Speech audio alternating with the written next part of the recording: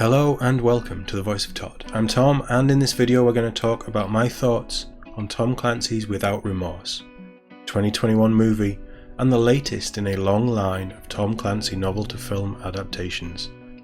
Now, I'm not going to go over any major spoilers for the story, but the movie is on Amazon Prime. If you haven't seen it and you do want to, certainly in the UK you can find it on Amazon, probably universally at this point. So go ahead and watch it, obviously after you've watched this. Or, if you'd rather see the film and then come back to this, the review's waiting for you. Now, the admin first. The film is directed by Stefano Sollima, who directed Sicario 2 and I think created, but certainly had a hand in the Gomorrah TV series, with a screenplay by Taylor Sheridan, who did both Sicario movies, and Will Staples, who was part of the Call of Duty Modern Warfare 3 writers team. The movie stars Michael B. Jordan as John Kelly, Jodie Turner-Smith as Lieutenant Commander Karen Greer, Jamie Bell as Deputy Director Robert Ritter, Guy Pearce as Secretary Clay, and Lauren London as Pam Kelly, Michael B. Jordan's character's wife. The synopsis from IMDB. John Kelly, a Navy SEAL, goes on a path to avenge his wife's murder only to find himself inside of a larger conspiracy. So with the admin out the way, let's talk about the movie. My biggest takeaway, and this is an odd one, but the thing that impressed me most about this film was the sound design. There's a decent number of action set pieces with a different range of environments and different kind of approaches to the action, and each one sounded great. Sound should always add to a scene, and this really did that for me in this movie.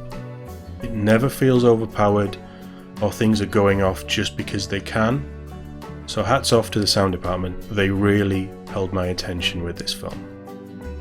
The core cast is good as well. I usually enjoy Michael B. Jordan, and while he isn't quite as engaging as he is in something like Black Panther, I do think he holds the lead well. Jamie Bell, again, didn't really stand out for me, but he gave a solid performance like you'd expect. I have no faults with him here. The actor I was most impressed with, and somebody who this is the first time I've seen them, is Jodie Turner-Smith. There are some moments where I'd question the real world responses between some of the characters. I think she really portrayed her character as a strong, confident and seasoned commander who absolutely stole the show for me. It's a real shame we're not going to see her in the Witcher prequel, because having seen her in this, I think she would be excellent. She's definitely a name that I'm going to keep an eye out for in the future. But on to the action. The action works. It flows well enough with the story, and while I think there are some excellent set pieces, it gets to the point where they do something interesting and then it kinda goes a little bland.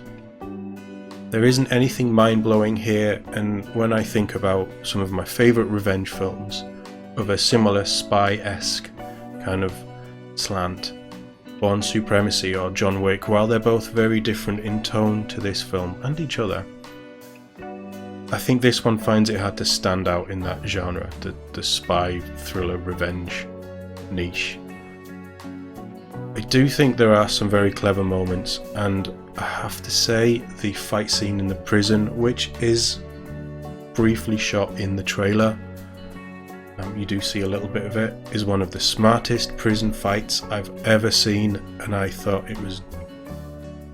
it's not one I'll forget, let's put it that way. Overall, the film is okay.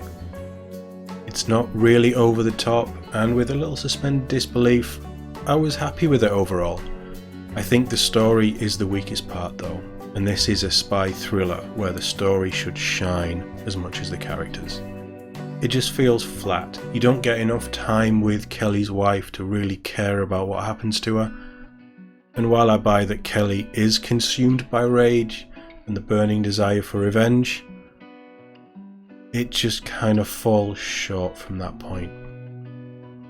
it does feel like two distinct acts in this film. It's a much slower paced story as well, very much like the wonderful Sicario. And I would imagine Sicario 2, although I haven't seen it yet. But Without Remorse is a little more stop-start. It just doesn't flow as smoothly through the events of this film. This is probably down to the tense, edge-of-your-seat moments that I loved in Sicario, just don't land here. It never reaches that fever pitch, and because of that, the payoff left me, well, a little wanting most of the time in most of the sequences. The biggest disappointment is how the story went and the way that the end was handled and revealed. Not that it's bad, it's just uninspired and feels very cliché, like a lot of spy movies do these days. I think they could have done something much more interesting. I don't know if this film follows a particular plot points from one of Tom Clancy's books. I've never read a Tom Clancy book. But I think they could have done something more interesting than they did. Now, there will have been a lot of little references that I've missed, having not known the Tom Clancy universe and his huge archive of work. And any Tom Clancy fan would probably pick up on so much more from that angle. But I think if you know the source material, you get more out of this film. But it's certainly not for everyone, unless you do like the spy genre in general. There is a mid-credits scene. I did like it. I like what they were hinting towards. And it did leave me wanting to see where these characters were going to go.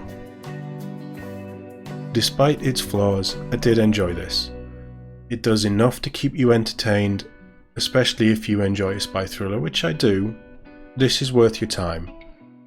Don't think it'll blow you away, let's put it that way. I do think that they're setting something up here. Maybe the eyes moved off this story into the potential future for John Kelly, which is a problem for Hollywood overall. Everything seems to be thinking about sequels and all that side of it and extra revenue before they actually give us a good base and a good start. But with a little bit of work in a second film, I can see it doing very well. I don't know if John Kelly is a well-known character in the Clancyverse.